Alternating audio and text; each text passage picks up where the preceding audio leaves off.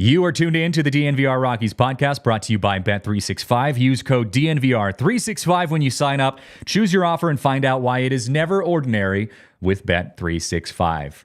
Well, folks, we've got some breaking news today. The Rockies made a move last night that I think a lot of people saw coming, but are a little upset about the way that it ended up transpiring, and that is the fact that they placed All-Star catcher Elias Diaz on waivers last night. Wednesday night, the official break time was, I think, like 8:30 p.m. We were starting to get ready for bed. People were getting ready for the workday on Thursday, and the Rockies said, you know what, we've got different plans for our Wednesday afternoon. And so we're going to unpack that today. And as always, our breaking news is presented by Indeed. Listeners of the show will get a $75 sponsored job credit to get more visibility at Indeed.com/AllCity. That's Indeed.com/AllCity. Terms and conditions apply. Need to hire? You need Indeed. So what happened last night with the Colorado Rockies? Why did they place Elias Diaz, their veteran catcher who just came off of an All-Star game last season, an All-Star MVP, I should say, last season? Why did they place him on waivers yesterday? Well, it's a move that I just said we all kind of saw coming. We're just a little confused about why it took so long to get to this place and why the Rockies weren't able to get anything out of that. But let's look at the nuts and bolts of this move, because this was a necessary move for the Colorado Rockies. Basically, what it means for a team to place a player on waivers is to basically say that they no longer have to trade for that player. Other teams can buy out Diaz's contract without having to give up prospects or players in return. And now that they're no longer in the trade deadline right now, you know, the trade deadline passed on, July 30th, the 31st, teams can pick up Diaz by just buying out his contract. Now, there are some legal issues involved in that teams have until tomorrow, Friday, by 1 p.m. Eastern time to claim Diaz off of waivers before he essentially becomes a free agent. Now, the background to that is that Diaz has served 5 years at the big league time, so he has hit his service quota to the point where he now no longer has to.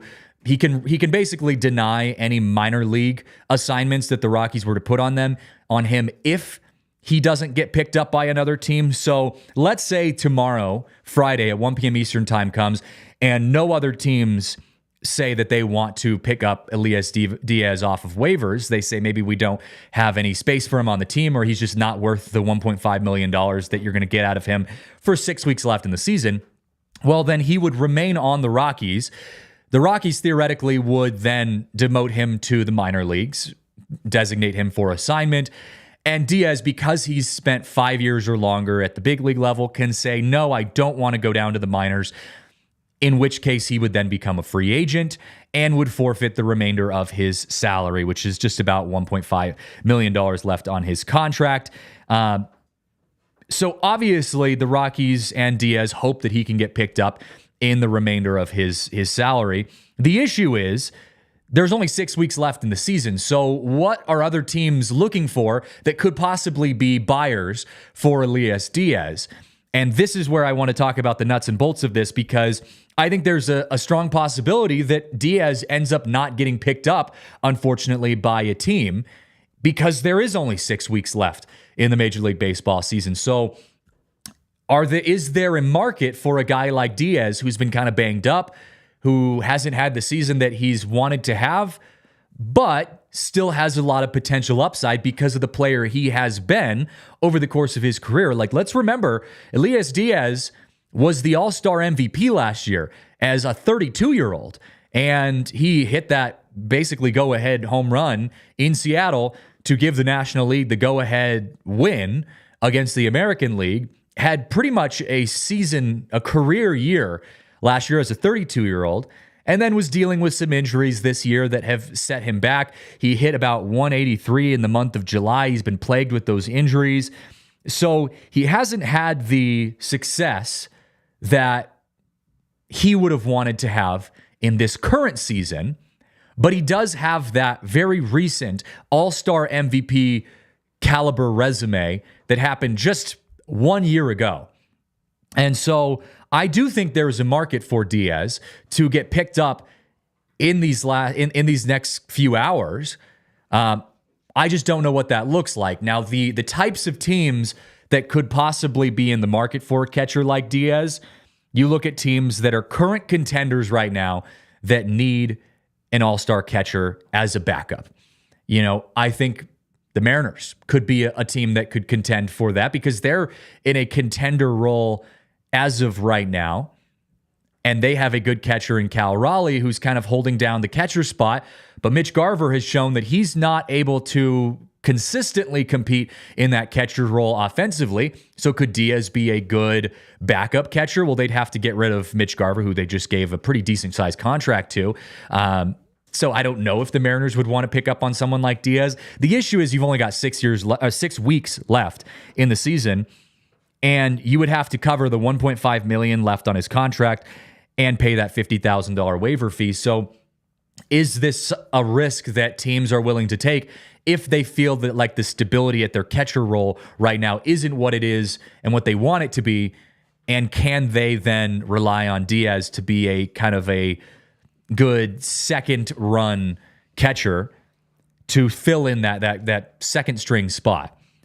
And that's something that we're going to find out over the next 24 hours. Does Diaz get picked up? I want to give credit to a guy by the name of Colby Treat, seemingly just a Rockies fan on Twitter, who made a really good comment last night as I was kind of responding to some of the fans on Twitter. He said, quote, "I like this move. It gives the Rockies a chance to call up Romo," he's talking about Drew Romo, "and see what Romo's got. And it gives Diaz the chance to hopefully catch on with a contender, which he deserves." I agree with everything Colby Treat said on Twitter, and we're going to talk about Drew Romo here in a moment. But I think the part that I want to talk about there is the fact that this does give Diaz an opportunity to catch on with a contending team that is possibly in a run for the playoffs and maybe get a chance to go to the postseason. And, in a guy who's 32 years old, he's a veteran catcher. He's played a good chunk of his time with the Colorado Rockies. I think that's a win for Diaz. And we here on the show have no bad blood with Elias Diaz. He has been a blessing to watch for the Colorado Rockies. We've enjoyed his time being a catcher on this Rockies squad. So we wish him the best. And look, it was time to move on from our catching squad because you've got a great prospect in Drew Romo who's just waiting in the shadows for his moment to come up. Now, Jacob Stallings is your catcher right now. Elias Diaz technically still on the team until Friday, until they, presumably will assign him to the minors if he doesn't get picked up, and then he'll become a free agent. And then we're going to go out on a limb and say Drew Romo is going to be your catcher for the Rockies for the remainder of this season, at least in a trial-based setting. I said it on the July 30th trade deadline show. And Kaylee, you were my producer on that show, so you were there with me. I got a little heated on that show because the Rockies didn't make any moves with their catcher's position. And that was the main position that I said, the Rockies are missing out because you're leaving money on the table. You're in a selling period right now as a franchise because you are reconstructing or rebuilding, and they got nothing out of their catchers. So they decided to say, well, we're going to go with two 32 and 33-year-old catchers who really have no business being on the reconstruction roster that you have put together right now for the Rockies, and that's going to be our future. Theoretically, is what they were saying by not getting rid of Stallings and Elias Diaz. Now, in looking back and getting some more information that came out of that trade deadline, It looks like the Rockies, from people who were close to the Rockies trade deadline conversations, it looks like they were trying to get rid of Diaz and Stallings and couldn't quite get anything from him. There weren't any legitimate takers. I find that hard to believe that the Rockies couldn't sell Diaz for next to nothing. I mean, I would have taken anyone for Elias Diaz, and that's no disrespect to Diaz because, again, we love Elias Diaz, but you're in a place where you know you have to get rid of one of your catchers anyways because you've got a guy in Drew Romo who has been waiting for his shot at the big leagues, who is just waiting in the wings to pick up some big league minutes. So you know you're going to have to do what the Rockies did last night and put one of these catchers on waivers anyways. If you could have gotten anyone that had potential upside, get some 18-year-old that no one has ever heard of, I would have taken that over what the Rockies did. But apparently they didn't get any takers for Elias Diaz or Jacob Stallings, so they weren't able to move him out. So they're stuck with kind of having to place him on waivers. Jacob Stallings is now your veteran catcher, with Drew Romo, again, theoretically being your kind of go-to guy from here on out. So we'll see if Romo is called up. I would imagine he's going to get called up pretty quickly, and we'll go from there. I wanted to address some questions and concerns because there were a lot of questions and concerns on the Twitter world last night after the trade was made. Not the trade, sorry. The lack of a trade, but the news that dropped on Diaz getting placed on waivers. The main question that came up was, why didn't they trade him at the deadline this year? And I just mentioned the fact that, it seems like they didn't get any takers. That's what the news was coming out of the front office, was that they didn't have anyone bidding for Elias Diaz or Jacob Stallings. Again, I find that kind of hard to believe.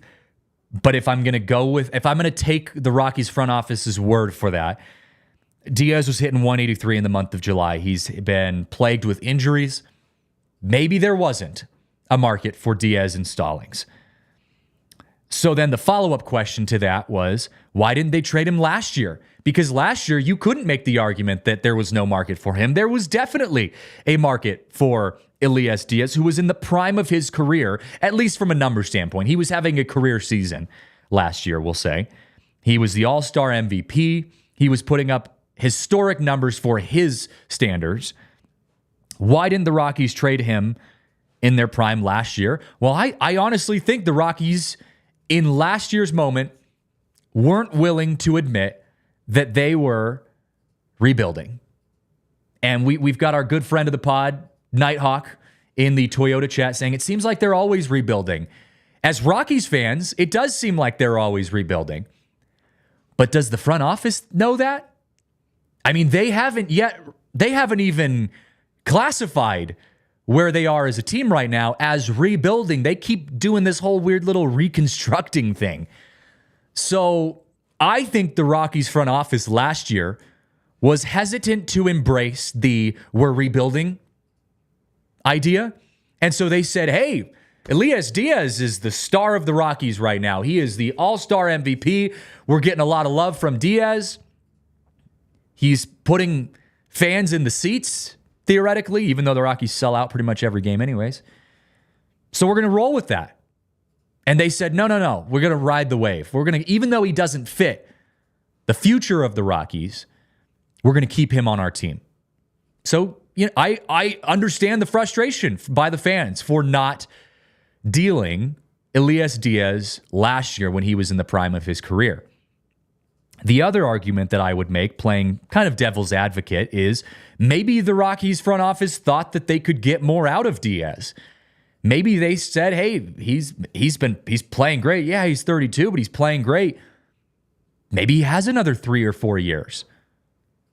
My answer to that would be, do you know what position he plays? He's a catcher. Well, you think a 36-year-old catcher is going to be giving you a run to the postseason? Again, no disrespect to Diaz, but can a 36-year-old's knees withstand, a postseason run along with him having the output that he had in his All-Star year? No. But that's the Rockies front office for you. I think it was just a miss for them. So I understand the frustration by the fans by saying, why didn't we get rid of him last year when we could have gotten something out of him? Yeah, you're right. But hindsight's always 20/20. I think in the moment, the management said, we're riding the wave. Diaz is putting excitement in Rockies baseball. And there is something to be said for that in a year and years where, the baseball hasn't been very exciting. Elias Diaz gave us a ray of hope and a ray of sunshine in an otherwise dreary season that the Rockies were having. So I understand that the fun move was to keep him on the team. But now, in the words of my cousin, who is a very passionate baseball fan, you're now having to get rid of Diaz for some pocket lint. There's nothing, you're not getting anything for him. So unfortunate, but I do think best case scenario for Diaz, who has the potential to get involved in a team that maybe has a chance to go on and make a run at the playoffs. So we'll see. But in a moment, I want to talk about what the future of the catching spot looks like for the Colorado Rockies in Drew Romo. But before we get started in that, I got to give a shout out to our friends over at ZBiotic. They are a new partner for us. ZBiotic is a state-of-the-art pre-alcohol drink that really just helps you bounce back a lot quicker when you want to get out and go out drinking with friends, And I think it's so important to understand that even though you might feel invincible when you're young, you're in your 20s, you can go out drinking and wake up the next day and feel great, ready to tackle the world. As you get older, that starts to get a lot harder to accomplish. And with ZBiotics pre-alcohol, the recovery time is a lot quicker. When you drink ZBiotics pre-alcohol, you don't have to make the choice of, do I have a great night and then a kind of crappy next morning, or do I have do I choose not to go out with friends and have a good morning the next day? No, you could actually do both when you've got ZBiotics pre-alcohol in your system. They are the world's first genetically engineered prebiotic invented by PhD scientists to tackle rough mornings after drinking. Prebiotics, or ZBiotics pre-alcohol, I should say, really just creates this enzyme to break. There's a bad byproduct that gets into your system when you drink. It gets in your gut. That's what makes you feel so gross the next day. And ZBiotics pre-alcohol tackles those enzymes to help you recover quicker and bounce back a lot faster. So if you're going to go out drinking with friends, remember to make ZBiotics your first drink of the night. Drink responsibly and you'll feel your best the next day. Make the most of the rest of your summer. Look, we've got a lot of good days of summer left, even though we already passed our last 8 p.m. sunset. I know it is a very sad thing when we have that last 8 p.m. sunset. We still got a lot of beautiful days of summer left. So stock up on pre-alcohol now. Head over to zbiotics.com/DNVR Rockies to get 15% off your first order. They are backed with a 100% money back guarantee. So if you're unsatisfied for any reason, they'll give you your money back. No questions asked. Remember, that's zbiotics.com/DNVR Rockies to get 15% off your first order. Thank you, ZBiotics, for sponsoring this episode and for sponsoring our good time. Also, we love to give a shout out to our friends and sponsor of the show, Bet365, because at Bet365, we don't do ordinary. We believe that every single sport, that is right, every single sport should be epic. And right now, new customers can choose between two offers when they open an account at Bet365. Using code DNVR365 to sign up, deposit $10 and choose between either a bet and get offer by placing a bet of either $5 or more and get $150 value in bonus bets, or first bet safety net offer by placing a bet of up to $1,000. And if your qualifying bet loses, you receive a matched refund in bonus bets. Whatever the sport, whatever the moment, it's never ordinary at Bet365. And also, you got to take advantage of their boost, because at Bet365, Every day, they power up the odds on hundreds of bets and give you a chance to win over 10,000 boosts every month. Specific markets, your winnings, even parlays are boosted. So keep an eye on our custom DNVR bets and boosts. Download the Bet365 app. Use code DNVR365 when you sign up and check out why our boosts are never ordinary at Bet365. Must be 21 or older, physically located in Colorado. Please gamble responsibly. If you or someone you know has a gambling problem and wants help, call or text 1-800-GAMBLER. All right, future of the Rockies. Let's talk silver lining. It's always unfortunate when you lose a veteran catcher, especially someone like Diaz, who has been such a staple in the Rockies lineup for years now, and such a fun player to watch. He's brought so much energy and excitement to that Rockies lineup. But now the Rockies are moving on. And the future does look bright. And that's something that we like to talk about a lot here on the show because we live for tomorrow when you're in the Colorado Rockies fan base, because that's all you've got. Unfortunately, the Rockies right now, they're not making it to playoffs this year. They're on pace for 300 losses in 3 seasons. And that is really unfortunate.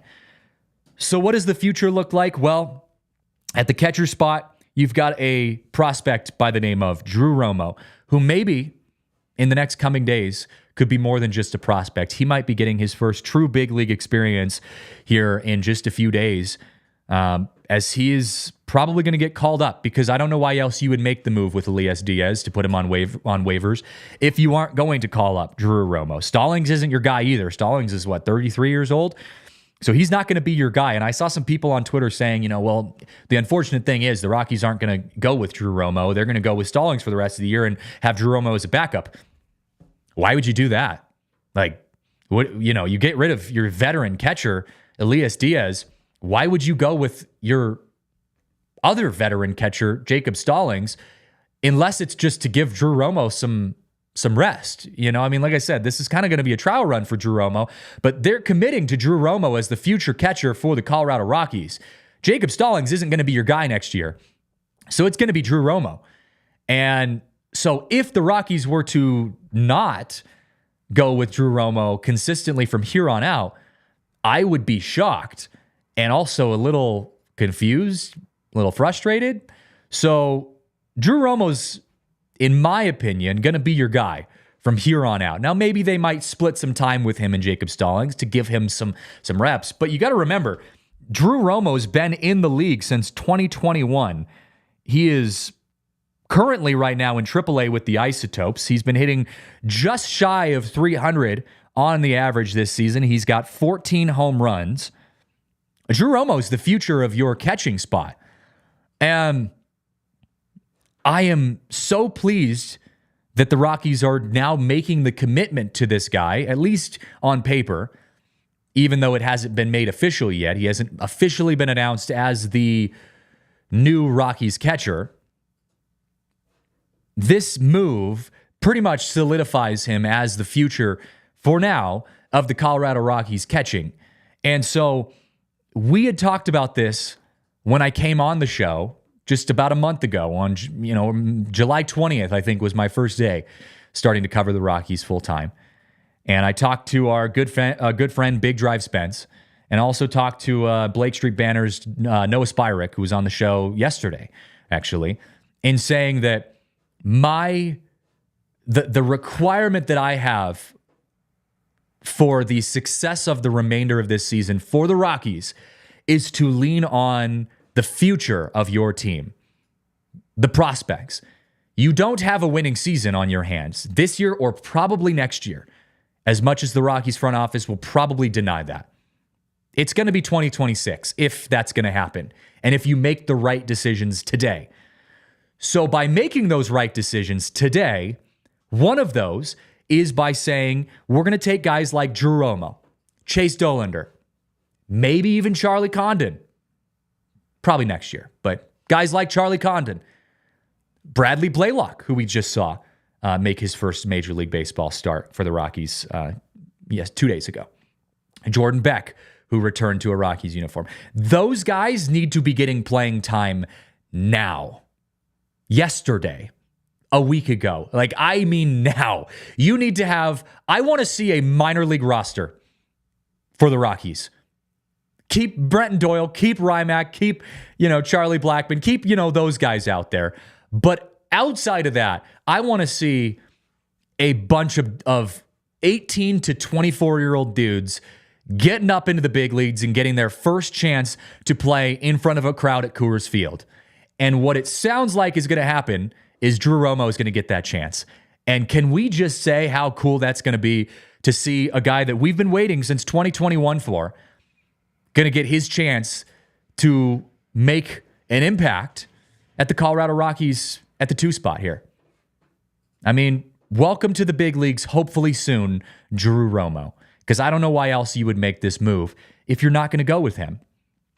So Drew Romo, he's someone that we can get excited for. Now, look, I know we're getting ahead of ourselves. We're putting a lot of stock into a guy that we haven't seen really at the big league level yet. But I would make the argument of what else are we doing as Rockies fans? I mean, when you're a team that's not making it to the playoffs, you have to place your hope somewhere. Because why else are you a sports fan if your hope isn't in something? If you're a sports fan of a team that's in a playoff window, your hope is that your team can make it to the playoffs, make it to the championship, and win a championship. That is what your hope is riding on. When you're a team that's not going to go to the playoffs, your hope is riding on the future of the team. Are we making decisions today that are going to better impact our future? So the Rockies, the hope as Rockies fans is that guys like Drew Romo, guys like Chase Dolander, guys like Charlie Condon, Jordan Beck, guys like that are going to start making their way forward. So to see guys like Drew Romo getting their first chance to get some hacks at the big league level, see that pop time out at Coors Field, that's going to be fun. I also want to see Drew Romo catching big league pitching. We're seeing guys like Bradley Blaylock who have just disgusting off-speed pitches. His splitter, sinker, is filthy. I don't care how good of a catcher you are in the minors. That's something that, it's hard to prepare for when you see that for the first time at the big league level. I want to see him catch 101 mile an hour Victor Vodnik high and inside fastball that hopefully he leaves more low in the zone, but he's working on it. So I'm excited to see Drew Romo making his appearance in the big leagues coming up here pretty soon. And I think we're going to see that. I think we're going to see some young guys. And hopefully the Rockies, this is the start of a wave of young talent that starts making their way up to Coors Field. And can I also say that this is a good time of year to do it? Because if you put Drew Romo in, let's just say they jump right in and throw Drew Romo into the fire on Friday by calling him up and saying, all right, man, you're getting the start on Friday. I don't know if they'll do that, but maybe. He's going to get the start against one of the best teams in baseball right now in the San Diego Padres, who are playing absolutely lights out baseball. Padres have won 20 of their last 25 games. They just swept the Pirates. So if Drew Romo comes up to the big leagues this weekend, welcome to the show, bud, because you're getting thrown right into the fire. But I also will say as a competitor too, like if it was me, that's what I would want. If I'm a minor leaguer who's been playing minor league baseball since 2021, it's 2024, and you just heard in the locker room after your game in Albuquerque that, hey, Elias Diaz is placed on waivers, and you get called into your manager's office and they say, hey, just be prepared, pack your bags because you're going up to the big leagues here any moment now. Like that's what I'd want. I don't want to go play the Marlins for my first game. I want to go play the freaking San Diego Padres. Like, you got to be a dog, and that's who we want playing for us at the catcher spot. So I'm hoping that Drew Romo's got that mentality because he might be getting thrown in there against one of the best teams in all baseball in just a couple days. So pack your bags, Drew Romo. Hopefully we see you at Coors Field here any minute now. We'll be waiting on that news here in the coming days or minutes or hours. Hang with us on DNVR Twitter at DNVR_Rockies and at CJJ Saez on Twitter, because the minute we see that news pass over our screen, we'll be getting it to you guys. Drew Romo going to be hopefully making his debut here very soon with the Colorado Rockies. Well, I want to pause for a moment before we start previewing our upcoming series and talk about our friends over at Circa Resort and Casino. You got to check out our good friends, Circa Resort and Casino, because they have some of the best stadium amenity sports and casino all in Vegas. And if you're going out to Vegas this summer, like I said, you still got some good days left in summer. Maybe you got some vacation days remaining on your schedule. You look at the your HR portal or your HR portal, and you say, "Oh yeah, I've got 4 days left on my vacation time." Well, then you got to make the most of those, and there is no better way to do that than by going and spending some time out by the pool, watching some sports over at Circa Resort and Casino. It's the Vegas' first ever adults only casino resort, which means you don't have to go around all day checking IDs. You can just walk in, you're over 21, and you're hanging out having a good time. They've also got the world's largest sports book, 3-story stadium style, tons of VIP seating. They got the Dugout Club, Legends Club, Champions Club. Their casino, 7,000 square feet with 2 levels, over 1,300 slots. Their stadium swim is incredible with over 6 pools, 2 spas. They're open 365 days a year. So summer, winter, doesn't matter when you want to go. They have you covered over there. And also, if you want to just relax and have a really good time at a nice, luxurious resort, they've got over 500 rooms with a variety of layouts to fit your needs. They've got art from local artists. Kale and I are big art fans here in the studio. Big art guys. Big art guys. Gotta love that. So, I would like going and checking out the art over at Circa Resort and Casino. And then, of course, you can elevate your evening at the Legacy Club or at any of their top-tier restaurants. So head over to Circa Resort and Casino and experience their stadium swim. Watch your favorite sports teams. Whatever you want, they have it over there at Circa Resort and Casino.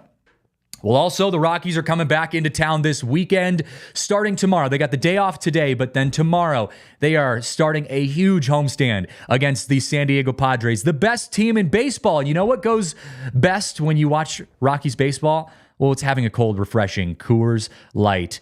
It goes well with anything, but baseball is top tier in that mark. So if you're gonna spend some time out at the ballpark, it's supposed to be 93 degrees on Saturday. That sounds very hot. So you got to be. We know that you're going to be trying to find different ways to cool down. Whether it's trying to find places in the shade, going up to the rooftop bar to get some of those misters, whatever it is, you can try anything you want. But the best, most refreshing way to cool down is by embracing a chill mindset.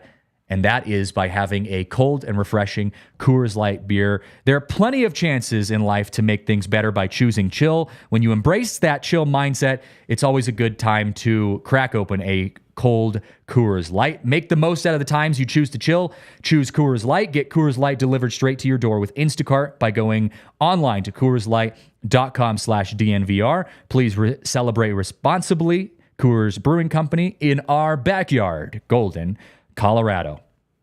All right, let's talk a little bit about what happened just this last series. Do we have to talk about this, Kale? The Rockies got swept. They did, but they made it interesting. We'll give them that. We will give them that. They did get swept, and silver lining, they got swept by the best team, second best team in baseball right now to the Padres, the Diamondbacks, our friends over at PHNX. They've been having a good time. We did make it interesting. The Rockies do what the Rockies do best and kind of get all the way to that last step before they can't quite get over the hill to get the win. They lost yesterday 11-4, which doesn't seem like it was that close, but it was. We did have a very good game. I think it was 6-3 in the 6th inning or something like that, and then they gave up the grand slam. And it kind of drew away from that. Talk about bright spots here. We'll go bright spots, bad spots. Bright spots, batting and defense. You're batting, for the most part, you kind of held into most of the games that you were in. And they were able to put together some good offensive stands. The defense as well. Jordan Beck. Can we give a shout out to Jordan Beck making his way back to the big leagues after his rehab assignment, getting sent back down to the minors? and then coming up and making an insane catch out in left field, robbing a home run. Well, probably would have been a home run. Maybe would have hit the top of the wall. There was an Arizona Diamondbacks fan who reached over the wall, kind of trying to get the catch to snag it away from Beck. And Beck said, no, not in my house. And he took one away from them. Chivy loved to see that. And then the next play, or the next plate appearance, basically, for the Diamondbacks, Chivy on a liner right back up the middle, went behind the back with the glove, snagged it off the bounce. Nice little toss over to first base. You love to see that. So some good defense in that game against the Diamondbacks. The bad spot, well, the pitching. Rockies pitchers hit 4 Diamondbacks hitters on Wednesday. That ties a franchise record for most batters hit in a single game. The Rockies gave out a total of 16 free passes between walks and hit by pitches. There was 12 walks, 4 hit by pitches over the 3 games. So, I mean, this is not news. This is not new information for Rockies fans. Obviously, pitching is a very challenging conversation topic for Rockies fans, and it has been for a long time. I mean, I wrote in my notes, is there anyone on the bullpen you can rely on right now? I would argue that no. Even a guy like Victor Vodnik, who has been much better this year and has kind of solidified himself in that closer's role, he's had some issues. He did lose us a game, I believe it was Tuesday, in Tuesday's game, and blowing a save there, giving up 2 runs. Noah Davis has been a bright spot as well. Noah Davis, been kind of that middle reliever guy. He can pick up starts as well. We've seen him pitch out of the starting role for a while. But Noah Davis has been great out of the bullpen when we've seen injuries like to Kyle Freeland and Feltner, who, both of those guys have gone down. Feltner with that shoulder soreness, kind of tweaking his shoulder. Kyle Freeland with the blister that we still haven't quite gotten an update on yet. And Noah Davis has come in and been solid out of the bullpen for the Rockies. So credit to Noah Davis as one of those bright spots out of the bullpen. But the Rockies continue to be a team that just cannot play on the road. Their home record is a couple games shy of 500. If the Rockies played the way that they do at home throughout the entire season, they would be an entirely different team. And Kale, you were saying this before the show, like, this is not something that's new to the Rockies. They've always played really good at home and very poorly on the road. The Rockies are my adopted team. I've been no stranger to saying that I'm not from Colorado. But to start to see the Rockies and how much of a drastic difference it is between playing at home and playing on the road is concerning. Yeah, it is concerning. I mean, the upside is, even in bad years for the Rockies, if you go to Coors Field, there's a pretty good chance they're going to win that game. Yeah. So it's not terrible for fans who live in Denver. But yeah, it's just not new for the Rockies at all. Unfortunately, this is just kind of how they function. Yeah. There's a lot of data that's been looked into this along the years, and it's not really the bats and pitching both. It's not really the active things are so inflated at Coors Field. It's actually the adjustment from hitting at altitude and then trying to readjust to hitting at, because they tend to, like, if you look at the Rockies when they have long road stretches, like road trips over the past, they tend to start really slow and get hotter as they go on, as the hitters and pitchers get more used to being at sea level. And then when they get back up to altitude, they're obviously back to where they're used to. Yeah. So it's actually that constant change that causes the issue. But that is, you play in Denver. That is the reality of your situation. You got to figure out how to navigate that, just like every other team has to figure out how to navigate the intricacies of their own park. That's baseball. And I would also, add to that Coors Field, because of how beloved watching baseball in Denver is, even when your team is one of the worst teams in all baseball, you're seeing Coors Field on a Wednesday night getting 30,000 plus fans. And that does play a part. If I'm a player having to choose between playing a home game in front of 35,000 fans, or pitching, let's just say pitching a home start in front of 35,000 fans that are all cheering and riding behind you, even if you're one of the worst teams in baseball, versus going and playing in front of, I don't know, like a Marlins stadium that has 15,000 fans that could care less. If that. I was going to say, on a Wednesday night, it might be like 1,200. yeah, exactly. I mean, go out to Oakland right now and you might get 500 fans on a Wednesday night. Arizona is the same thing, man. Like, we were talking about this before the show too. And no disrespect to our buddies at PHNX, but like, where is the love for baseball in Arizona? It's shocking that they don't sell out every game. They've had one of the best teams in baseball for 2 straight years, and they can't sell out the stadium. It blows my mind. And I'm so proud of the Rockies and our fan base for showing up, albeit stubbornly, when the Rockies have no right to have the fan base that they have from a product on the field stance, that Rockies fans show up. And I have 100% confidence if the Rockies were to make it to the postseason next year, it would be bedlam in Denver. Oh, I mean, like, that's the sneaky secret about Denver is the Rockies it's a fair weather fan base for sure, but when they're good, they show out like nobody's business. Like Denver, when the Rockies are good, and it's only happened a couple times in my life, but it's electric. Like, and the city cares about baseball. Like, it is a baseball city, and that's like, people don't want to believe that because, but like, just look at the attendance numbers. People here love baseball, and when it's good, they go even more. It's one of the highest attended stadiums in all of Major League Baseball, and they are one of the worst teams on field in all of baseball. And the product, even though longevity of the season isn't there. I mean, they're almost 500. They're 59-27 at home. They've won almost double the amount of games at home than they have on the road. And it's just one of those things where it's like, and the tickets are like $5. You can get it to go watch, you can go stand at the rock pile, or you can go stand at the rooftop for $5. I mean, go on to Game Time and you can go get the cheapest tickets possible. And you could just like leave work and be like, hey, I don't have any plans tonight. I'm going to go get some pocket change together and go watch a baseball game tonight.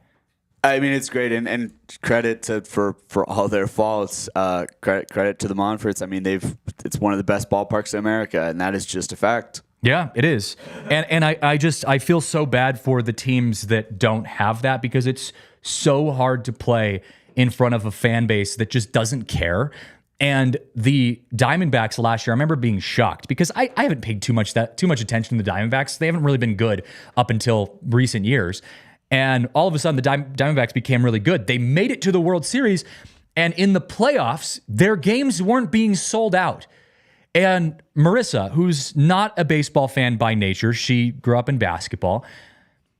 Baseball is a new sport to her. When she was with, ALLCITY opening up the Philadelphia market, PHLY, last year, she got the opportunity to go watch Game 7 of the Phillies Division Series. Oh, wow. And Philly sports fans are a different breed. It is a different breed. That must have been cool. And I remember telling her, because I don't think she knew what she was getting into. And me, as a diehard baseball fan my entire life, was like, can I fly to Philadelphia today and go with you? Like, I am angry that you're going to this without me.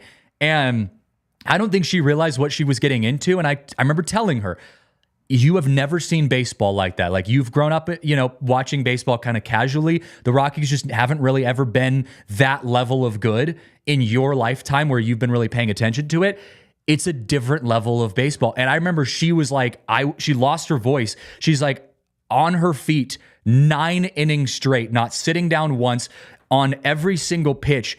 It was electric. And the Rockies have that if they could get to a spot in their season like that. I mean, ask anybody my age. Like, I mean, half the people our age that are around this office that are from Colorado, most of us were at Game 163 in 2007. And it is like a formative memory for me, like a formative sports memory. And it's like, that's what the city can be when the Rockies are good. So hopefully they give us that to us in the next couple of years. Dude, there are a few cities out there like that, and they are precious cities in my heart, even if I don't like them as a team.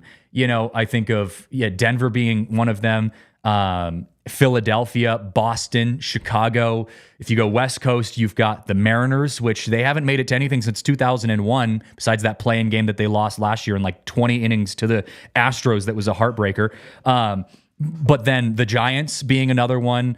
I would not actually put the Dodgers in there because the Dodgers have been so good for so long, and LA's so big, there's so much congestion in there that it just like there's a ton of Dodgers fans, but it's also, if you've spent any time in LA, it's also just a social status thing. Like going to a Dodgers game is just like a thing you do to show you were at a Dodgers game. Correct. Like, so it's a different type of fan base than, say, a diehard fan base. And even the Rockies is a more have great attendance numbers, but it's a more passive fan base than some of the other, like the Bostons and the San Franciscos of the world, where like those are or St. Louis, for example. St. Louis, you're right. Yep. Where like those are like the stadium is full of diehards day in and day out, and that's really cool. Yeah. I mean, the first game I ever went to in St. Louis was a mind blowing experience for me. Yeah, because I was like, oh, this is a stadium of 50,000 people, and every single person here is watching every pitch. Yeah, I was like, oh, this is weird. And the casual baseball fan doesn't get that until you experience that for the first time. And I think it's eye opening, and it creates a love of the game that people don't have, because you watch baseball on TV or you go to a casual Rockies game in the middle of July and you're like, this is the most boring thing I've ever seen in my life. And I agree, it can be. Like, it totally is. When you're sitting through 3-hour games, it can be extremely boring. But when you watch that type of game for the first time, when it matters and you are in a city that loves that sport, oh my God, it will open your eyes. So yeah, I just shout out to Rockies fans. I want to give you guys credit because you guys make watching baseball fun here in Denver, even though the Rockies product doesn't deserve it. Hopefully the Rockies can give us some good stuff to talk about here. I want to break down this series coming up here in just a moment against the Padres, because the Padres are a very good team and the Rockies have their work cut out for them. But first, I got to share a little bit about one of our favorite partners over at Shady Rays. Shady Rays is the premium place to get your sunglasses. And as you can see on the screen, they've got some really sweet deals when you partner with DNVR, because Shady Rays is just top of the line sunglasses. They've got amazing deals. And look, you're in Denver or wherever you are, but let's just assume you're in Denver, one of the sunniest places in the world. I mean, I moved from Seattle where it was rainy all the time. I didn't have to wear sunglasses like ever when I was growing up. Now I'm in Colorado and I'm like, I need 10 different pairs of sunglasses. My mom's actually here visiting from Seattle, and she forgot her sunglasses, and which is like a cardinal sin when traveling to Colorado. She might have retinal damage from here on out. But, you know, when you have like 50 different pairs of Shady Rays at home, you don't run into those kind of problems because you have so much different variety. They have so many great pairs of sunglasses that can fit every look. You've got sports sunglasses that you can go out, you can see on the screen. I mean, very sporty sunglasses that you can go out and you know, play a baseball game with, or go play soccer or pickup game of basketball outside on, you know, out at the local courts. Or you can just get some really cool, good-looking sunglasses to wear out downtown. They have such good variety, and they are really quality sunglasses. They don't break easily. They are durable. They look good. It's really a total package, and they're affordable. You don't have to go spend $500 to get a nice pair of sunglasses. You can get a good, affordable pair of sunglasses that'll last you a long time and look really good. So, exclusively for our listeners, we've got a great deal. Shady Rays is giving out their best deal of the season. Head to shadyrays.com and use code DNVR for 35% off polarized sunglasses. So if you're into fishing like me, helps you to see through the water, and you can see into those little fishies' homes when you're trying to go fish. But you got to try it for yourself. They are the shades that are rated 5 stars by over 300,000 people. Shout out to our friends at Shady Rays.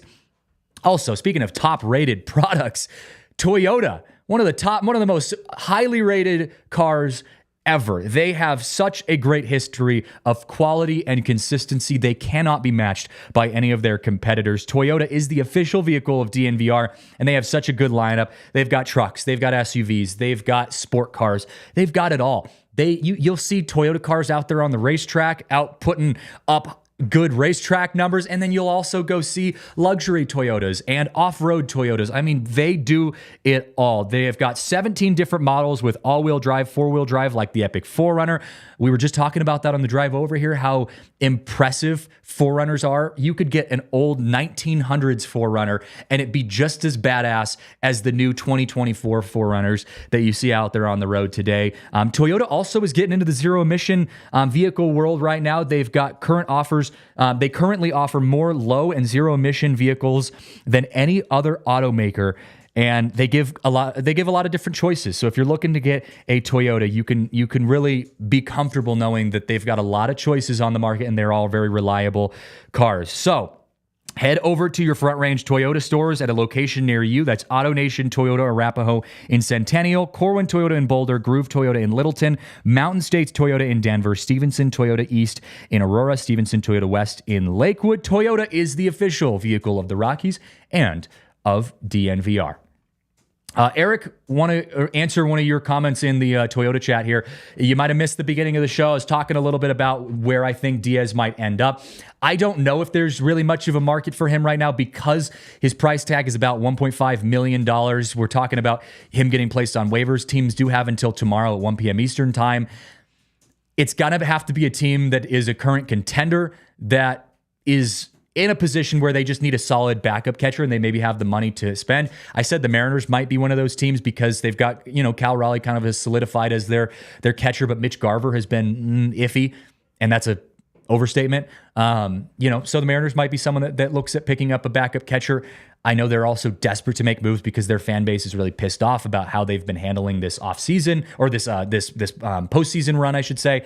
So something to keep an eye on. I just don't know if anyone's going to pick him up. It's a short window, and so we'll keep an eye on that. But I don't really know if he's going to get picked up here over the next few days. So let's highlight some of the things coming up here as we get ready for this upcoming series. The Rockies play the Padres. The last time they played the Padres, they lost 2 out of 3. This was in San Diego. Again, going back to that whole road series, the Rockies road record. But they did play very close, except for one game. They lost one game by like 11 runs. The other 2 games, they only lost by 1. But the Padres are a damn good team. So you've got to show up ready to go. If you're the Colorado Rockies, the slight angle I would like to point out that the Rockies might have a bit of an edge right now is that, like I said, the Padres have won 20 of their last 25 games. They just swept a very good Pirates team, but they're winded. They've got some guys that are kind of sore right now. They're really just kind of trying to get through this postseason run, trying to keep up with the Dodgers and the Diamondbacks. They are currently tied at 2.5 games back in that NL West division with the Diamondbacks and then trying to fight for that Dodgers first place spot. They also have that wild card spot locked in right now. So the Padres are going to be a challenge, but I do think that you have a chance at possibly kind of taking them kind of catching them off guard. We saw the Diamondbacks get a little shocked by what the Rockies were able to do in some of those games, keeping it close to the Diamondbacks. And all of these games matter for the Diamondbacks and the Padres. So going to have to keep an eye on that as we move forward. But the Rockies do play their first game of the series tomorrow. They go Friday, Saturday, Sunday. Tomorrow's game is at 6:40 p.m. I believe it's a drone show game. After the game, that's their promotion they've got going on. So I don't know if you've never seen a drone show.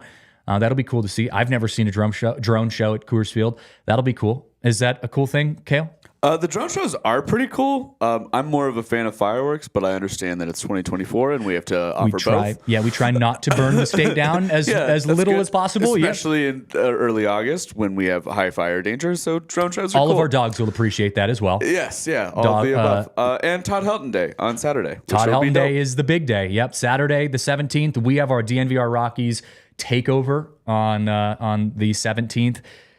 That's going to be a lot of fun. I think is that the last takeover of the season? Do we do another one? Do you know? I think this is our last one of this year, yeah. So jeez, God. Blow it out. Got to have some fun. Ending on a big note because the Rockies, that is, I would say arguably probably one of the most exciting games that the Rockies will have the rest of the season too. You could have a young catcher in the mix that you can watch, at Coors Field. They're playing a very good Padres team that you would love to play spoiler against.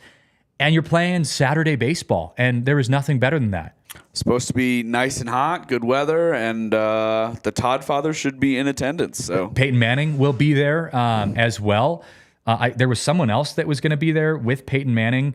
I think Larry Walker's going to be there. Todd Helton. I mean, it's going to be a who's who of Denver sports at the Coors Field. It's going to be fun.